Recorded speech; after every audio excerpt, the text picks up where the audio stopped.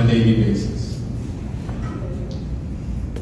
The responsibility of our consular officials who visit the detention centers all around the United States, and in particular, the downtown detention center by ICE B-18, is specifically to offer, to provide several specific services.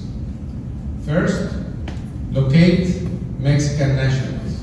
Secondly, document and verify detention conditions.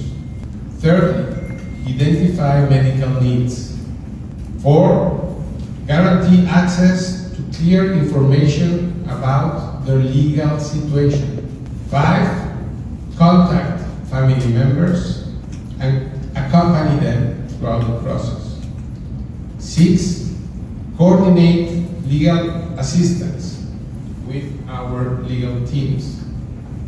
Finally, accompany as best as we can emotionally complex processes with the families. Based on these interviews that we have done since June 6th, when this type of operations started, operations in work sites and street pickups, as well as targeted enforcement operations, we have interviewed 1,809 Mexican nationals in ICE B-18. It is very interesting to see the profile of the people that we are interviewing and that we are finding in ICE B-18. Of those 1,800 people, the vast majority, 92%, are men of productive age.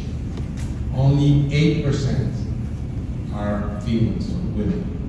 The vast majority has established roots in this country. On average, they have spent more than 10 years living in the United States, of those 1,800 that we have interviewed. 15% of them have spent in this country between 21 and 25 years. 9% have spent between 16 and 20 years. 9% have spent between 26 and 30 years in this country. The vast majority have established roots in this country. 36% of them have children born in this country,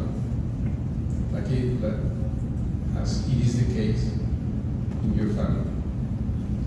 In some, they have active contributors to the well-being of society as a whole, because they are integrated members of the communities they belong.